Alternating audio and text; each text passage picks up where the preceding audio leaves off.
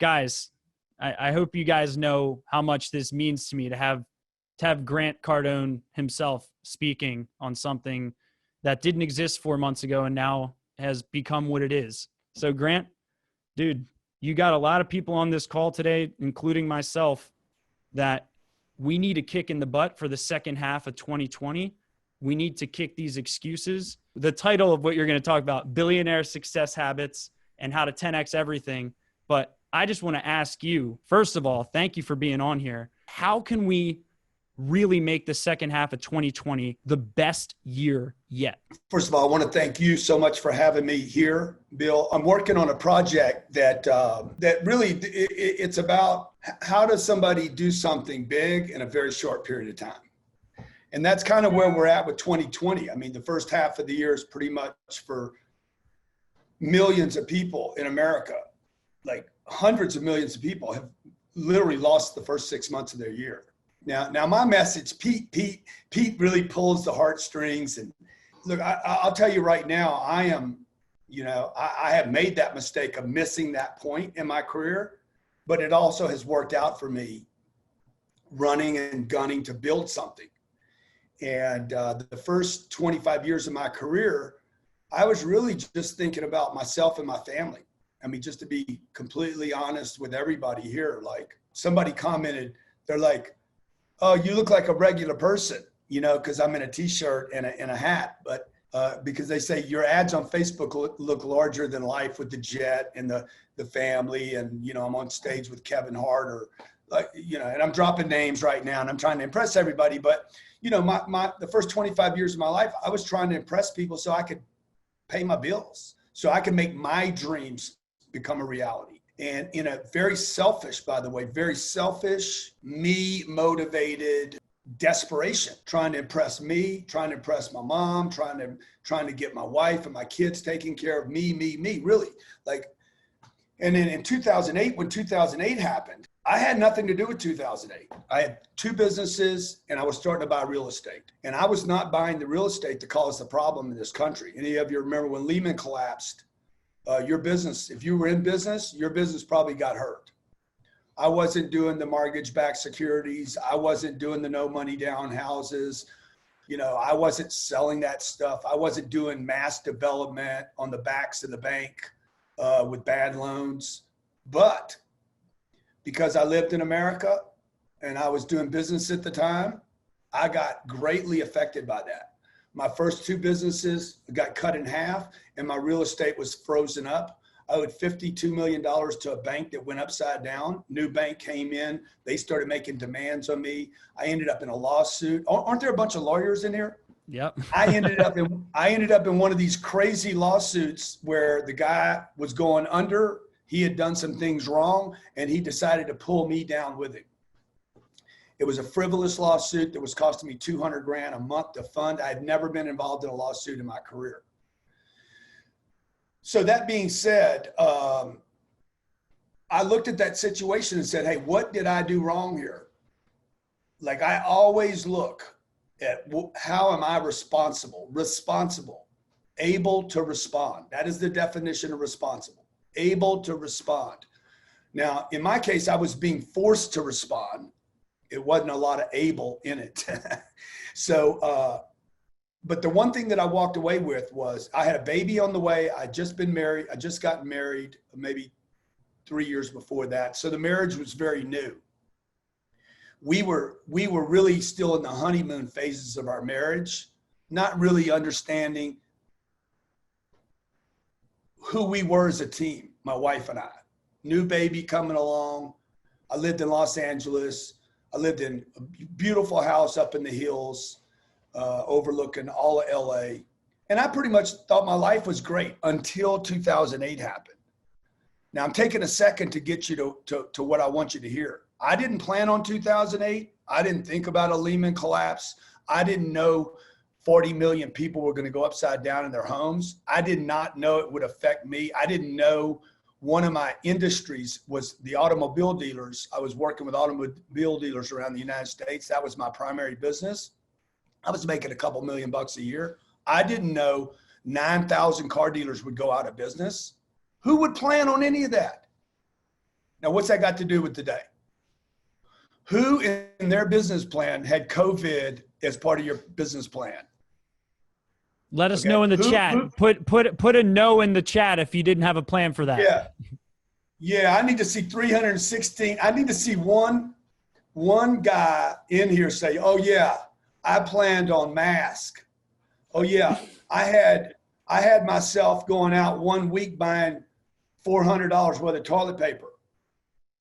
Okay. Oh yeah, in 2020, by the way, how many of you in 2020, January 1st, you were like, this is going to be the best fucking year of my life? Oh yeah. Yeah, everybody gave that up. On March 23rd, the entire nation of America gave up, surrendered 2020. Look, the news, the media by April was saying 2020's over. How many of you heard that? Fucking, I'm throwing 2020 away. Fortune 500 companies, 100 companies, Carnival Cruise Lines, General Motors, Ford Motor Company, like mass companies were like, I'm done, I'm tapping out. This year's over. Wall Street, every day, I'm watching Bloomberg right now. Wall Street's like, hey, just throw away all the earnings for 2020. Let's reboot for 2021. The entire nation surrendered.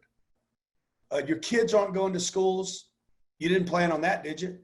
See, this is the problem with the concept. I think I saw somewhere in your promo, go big or go home. What's the saying? Go big or go home. There ain't nothing at home, folks. There ain't nothing at your house. You're not going to make your business work at home. Okay. Go big or go home or home. You need to scratch that out and say, look, I got to go big or I got to go bigger, because going home cannot be a choice now. And the whole country went home.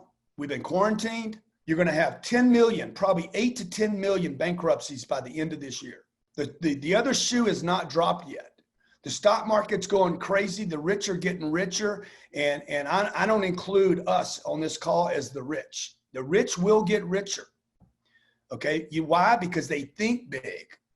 They think big. They never waste a crisis.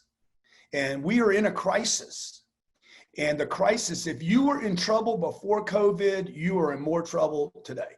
And the reason we're in trouble is because people in this country are satisfied, complacent, comfortable.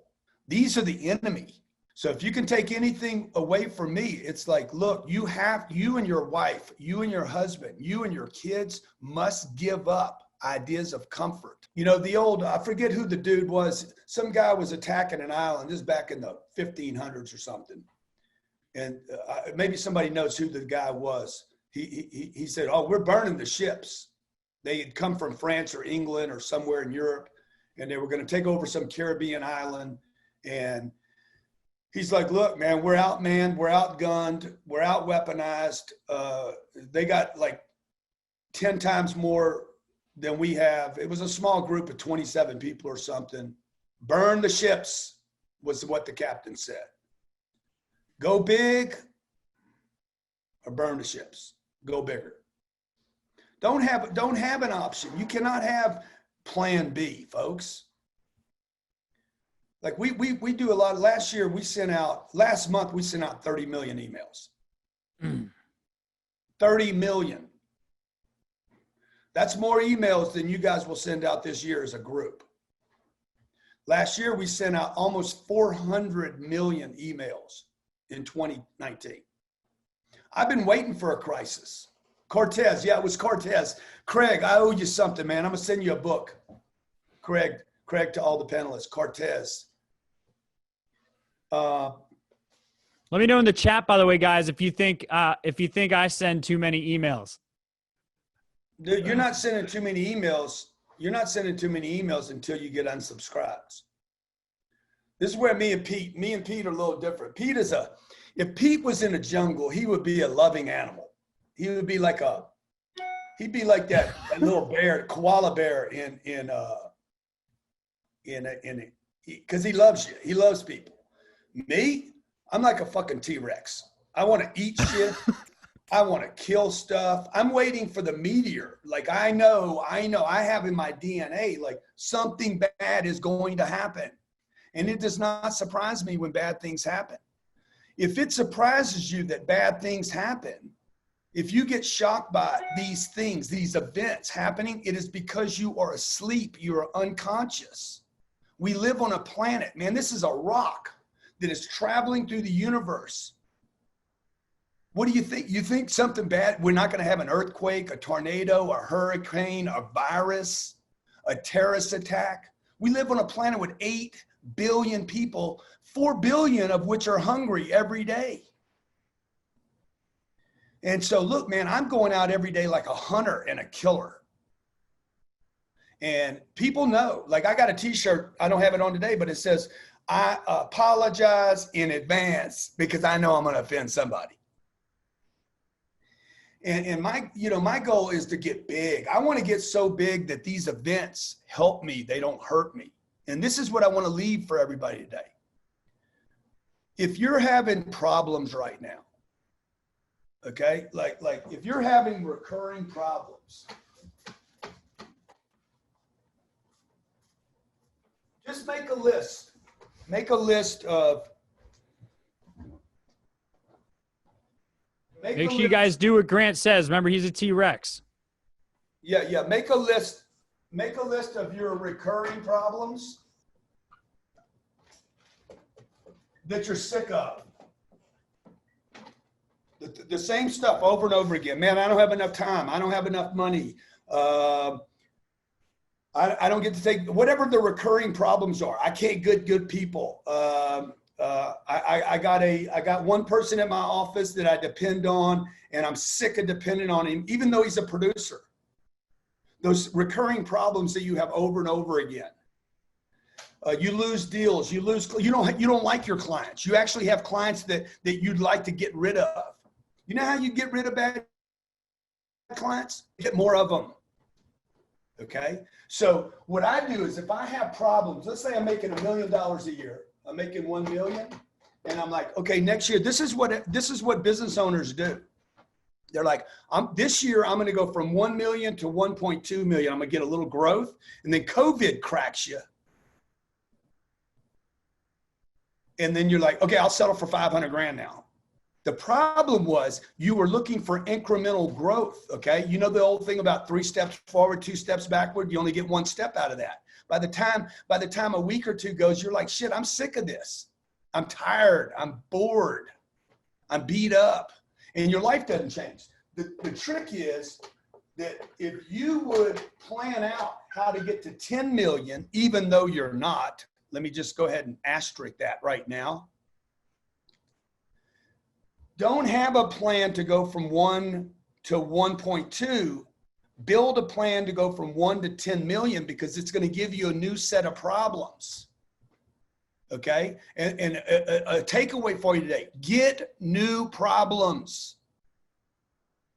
Because if you keep working on the set of problems that you have, you will never solve them.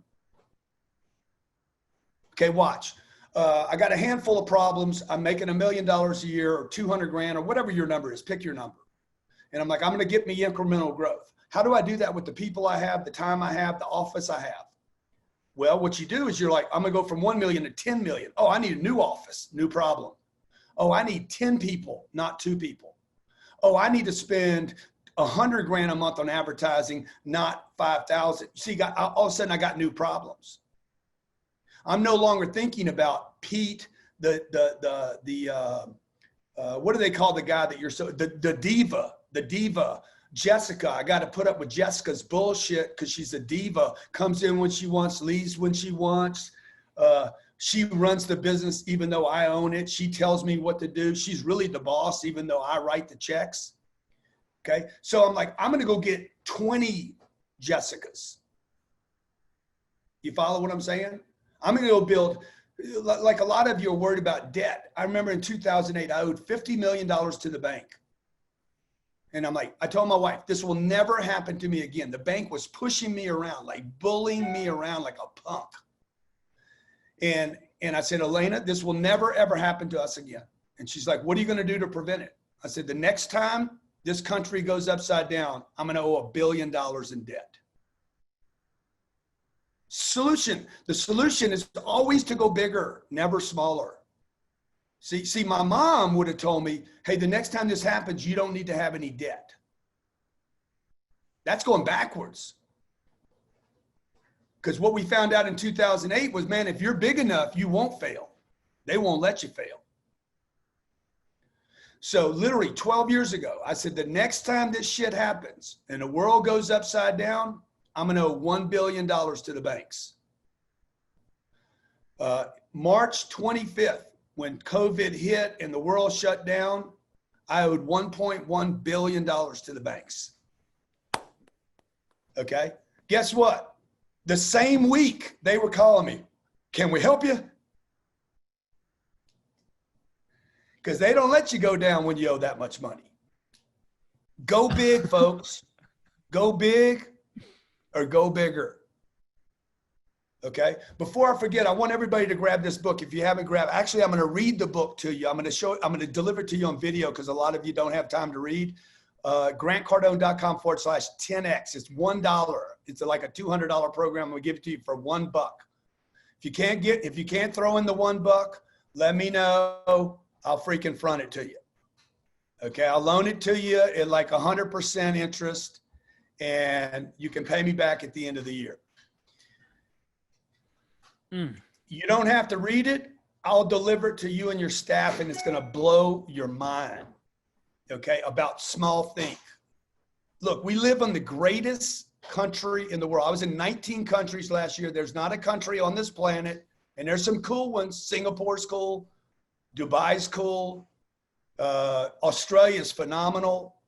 There's some cool places on this planet. Ain't no place like America. God bless the USA. So because this is 10X nation, baby. USA there ain't no more 10X people on this planet than America. But that being said, we have the largest middle class in the world. A foundation, sustainable, real middle class. India's trying to make one. China's going to make one. We won't be the biggest forever, but that's not a good thing. The middle class in America is the problem in America. It's not the poverty people and it's not the wealthy people. It's 260 million people that they got a house, they're paying their rent, they got probably 2 kids, a couple bicycles paid for, a BMW maybe, a Camry, and they're like, I'm good, man, I'm all good. Yeah, you good until you ain't. And that's where America's at right now. A lot of people suffering. Maybe you're better off than most of them. But this year it's not over yet. So I know what I'm going to do this year. Okay. I'm going for 10X despite the virus. Ain't no virus going to stop us.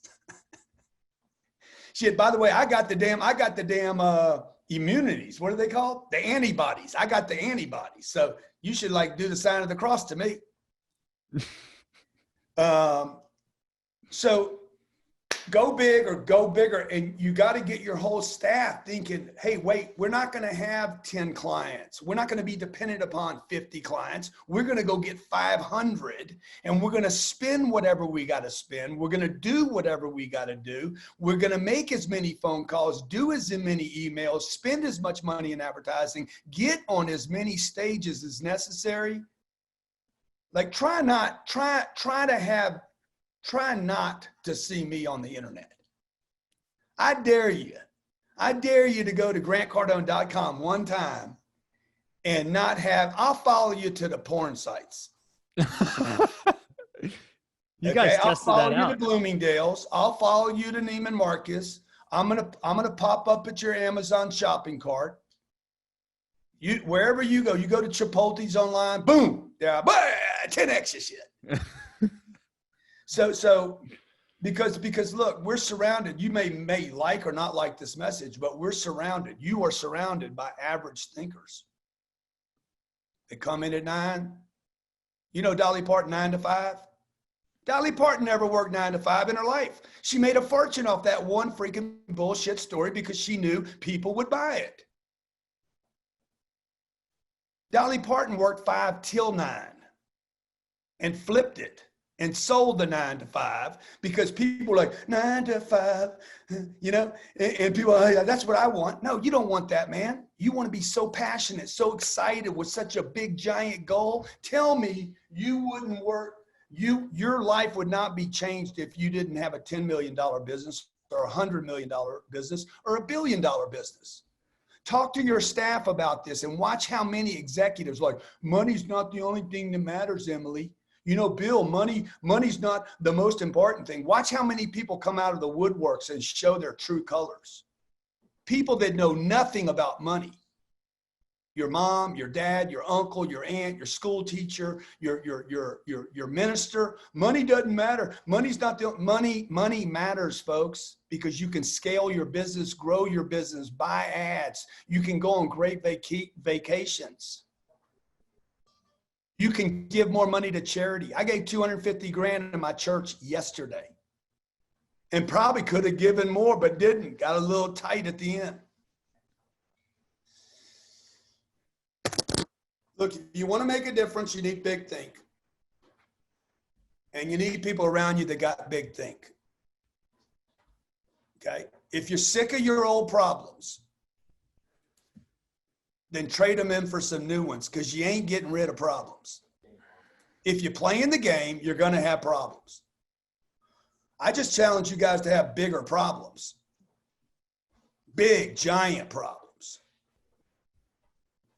Because the problems you got right now, and it's what Bill said to me. I said, Bill, you complaining or bragging? You know, I used to fly 200, I was flying 250 to 300,000 miles a year with American and Delta. The guy said, you bragging or complaining? I said, oh, I'm complaining, dude.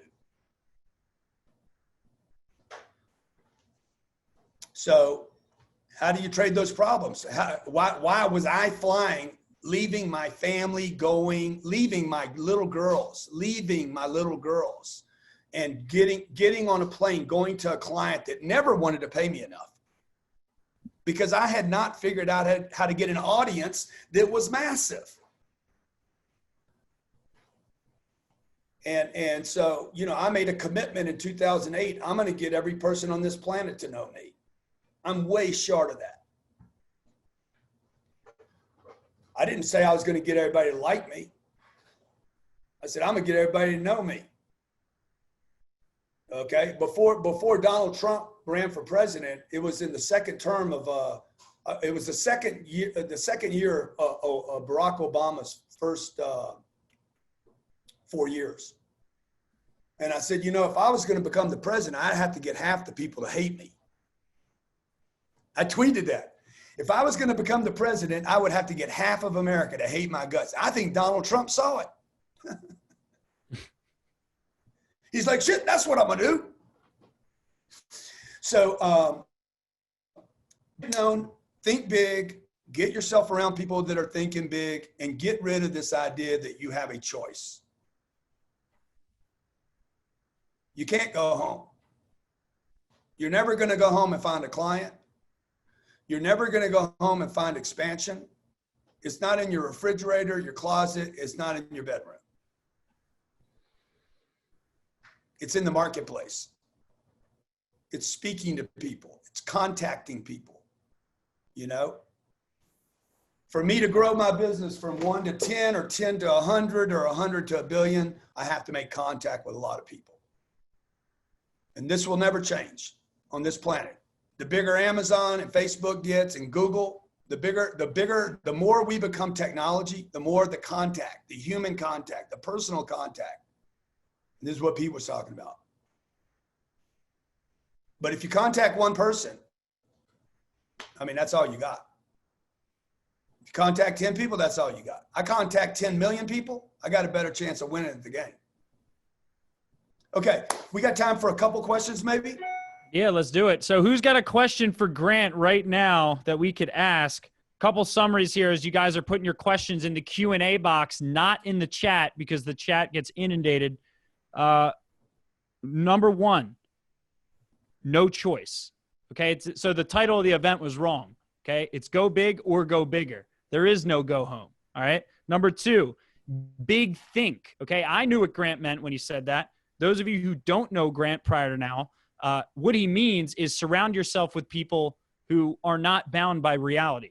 Number 3, you want new problems and big ones, right? You don't want the same old small problems. So write out your recurring problems. Guys, I'm here to make this like implementable. Like if you're head nodding right now, I have pages of notes. Did you even take notes? Like, this is one thing I learned from Grant. What are you going to do from this? All right. The fourth takeaway is get known. Don't get liked, right? Pete and I probably need to work on this a little bit. We're probably too worried about being liked. Seriously. Pete is an extremely likable person. Like we've had Pete on our stage. People like him. They relate to him. But you got to remember, look, I mean, and Pete's phenomenal. He knows how to do that. He's an expert at that. My friend Russell Brunson, Russell, I put Russell on our stage. He did unbelievable there. He was bragging to everybody about how well he did. And I'm like, hey, just remember, because Russell does funnels online, right? So just remember, he had 34,000 people to talk to. I remind Pete about that all the time. Pete, just remember, Pete, don't let your heart get overwhelmed your brain, because I'm the guy that put him in the room. And we know what it took to put him in a room. I'll tell you, we put 12,000 people at Mandalay Bay for 3 days last year. The year before that, I put 34,000 people at Miami Marlins Stadium during the Super Bowl. Okay, wait, guys. 34,000 people in Marlins Stadium. Now this is like the pass for Grant. It's like, oh, yeah, I did that. On Super Bowl weekend, everybody said, don't do it. I said, oh, I can do it for sure. And they're like, why would you do that? Because if I do it, dude, everybody will be talking about it forever. So we got some good questions here, Grant. First one. Let me just say one other thing real quick. Okay. To do that last year, to put 12,000 people in a room, we sent out 177 million emails. So when your staff's like, we're sending out too many emails, we got people unsubscribing. Unsubscribed is a metric you should measure. It's a good indicator that you're starting to hit enough. All right, it's making me feel a little better. All right, so the one question we had is, Grant, how did you get past initially letting go of old friends or even family when they're holding you back? Well, I didn't let go of old people. What I would tell you guys is, don't worry about talking to those people or confronting them or handling them. Go get new people. So that when when the average people call you, hey, what are you doing this weekend? Oh, dude, I'm hanging out with Kevin White this weekend, or Dana White this weekend, or Kevin Hart. Where are you going? Oh, I'm going to go spend the weekend with Grant Cardone at a 2-day mastermind. Like, you shouldn't be getting rid of people. You should be adding new people. You want to hunt? You want to hunt like a T-Rex? Go hang out with the T-Rexes. So it's not about having uncomfortable conversations where you have like a breakup. It's like, dude, just get around other people and have stuff scheduled to where it's like, what you doing this weekend? I'm going to Singapore. Yeah. What you doing there? I'm meeting with some players. You want to come? How much is it? 40,000. Oh shit, I ain't going to that. You know why they ain't going to that? Because they ain't got the money to go to that. Like, if you study some of the ancients, study the Rockefellers, the Aristotle Onassis. Aristotle Onassis, I saw in an old black and white interview. They said, Mr. Onassis, he was a shipping magnate. Mr. Onassis, where do you drink coffee when you're in Greece? At the most expensive place. Well, why the most expensive place? Because people with money go there. What does America do? Americans have been trained to buy everything on the low. Go where it's cheap and fast. No, man, go where it's expensive and it takes a minute so you can hang around the people that got money in a minute. So here's another question. So a lot of us are attorneys, right? A lot of attorney business owners. So there's going to be objections, right? So, there's too much regulation. You probably get this in the financial services industry. How do you transfer this as a car accident lawyer, litigator, or like someone who's doing, any form of law? Like, what's your advice there? This is such real commercial real estate, financial planners, and lawyers. You guys are prime for this space that I'm talking about. Because the old problem, I'm regulated. That's that bullshit you tell yourself because you hadn't made a commitment to doing it. How do you figure it out? How do you play around the edges? Why is Donald Trump the president of the United States? Because he played around the edges of politics. Go back and watch the Republican. Watch him destroy those Republican old school politicians. Watch him destroy them because he's like, I'm playing by a new set of rules. You know, I don't like the hand. I don't like the way this game's played. I'm gonna play a different game and they won't know how to respond to it. You guys are in a perfect space because nobody in your space wants to touch social media. That you don't want to make any claims for whatever reason. You don't want to be seen as the guy that's pitching your services for whatever reason. But you know, the guy picking up all the dough is the guy on the billboards, the guy running. I think the last thing I want to leave off on, it's a big lesson I got from Grant. It'll go to a question. So I see some of you saying, how do I use stages to grow? How do I use social media to grow? I remember I was at one boot camp with Grant and I was worried. I raised my hand. I was like, Grant, how do I focus on big brand moves that may not have an ROI tied to it when I'm in like direct one-to-one sales and doing all these transactional marketing initiatives in my company? He was like, what are you talking about? You do it all, right? So like for those of you right now who are questioning, what do I do first? Do I get on a stage? Do I start using social media? Grant, what's your advice? Well, you know, Jay says, hey, a lot of us are attorneys. How do you transfer Cardone magic? It's a car act. You guys need to follow people up. Like in addition to first of all, you need email. I need texting and I need phone calls. Okay. Success is a contact sport. You cannot be successful if you don't make contact. You guys interview people and then you never follow anybody up, man. Nobody follows anybody up. I spent $2 million with a lawyer that's never called me back. Same thing for the barber, same thing for the cosmetologist, same thing for the plumber, same thing for the roofer. Dude, you guys don't call people back because you think they're not interested. Do you think I'm only going to have one car accident? People that have one car accident end up in 3 of them. Okay. Divorcees, guy gets a divorce. Everybody here knows somebody that's got 4 of them. But he ends up with 4 different attorneys. Like you guys don't follow up. You are a business, not a lawyer. The chiropractor has the same problem. He goes and spends all this money on equipment. He knows how to do an adjustment. He doesn't know how to build a business. The 3 things you can implement today: 1, you need to start thinking bigger. 2, you got to get your staff on a program. Everybody must be on the same page. You're trying to run a business the way you would your marriage. Problem is people are going to quit. They're going to quit your business easier because they don't know, there's no culture. And once you have those kids, it's hard to walk out on the marriage because you can't get rid of the kids. The moment they turn 15 or 18 and they leave, you're like, the marriage is over. Same thing in a business, man. The business falls apart every day. You got to train your people daily. Number 1, think bigger. 2, get everybody on the same page. Educate your people daily. 3, you need to start following your customers up. Hey, why didn't you buy the services? You were in here yesterday. Why didn't you hook up? Why didn't you do it? What are you thinking? Where are we at? You don't have to make the phone call. Get an intern to make the phone call. I'm on a project right now in a town I've never been in where that's what I'm doing. I made 11 phone calls for a guy the other day. The 10th phone call, guy's like, oh yeah, I was thinking about doing that right now. It's a $9,000 sale. Small town, small think, no follow-up. I'm not calling new people, by the way. I'm not calling cold people. I'm calling people that are already on this guy's list. That's not a sales call. That's contact. Simply contact. Hey, why didn't you buy the service? Why didn't you do it with us? Why didn't you? And so that works in any business. It works in law. It works in medical. It works in, I work in all these spaces, financial planning. It's not the customer's job to follow you guys up. It's your job to follow them up. And why am I doing that? Because I don't want to be dependent upon 1 or 2 customers. I want to get rid of customers. And how do you get rid of customers? Scale your business. How do you scale a business?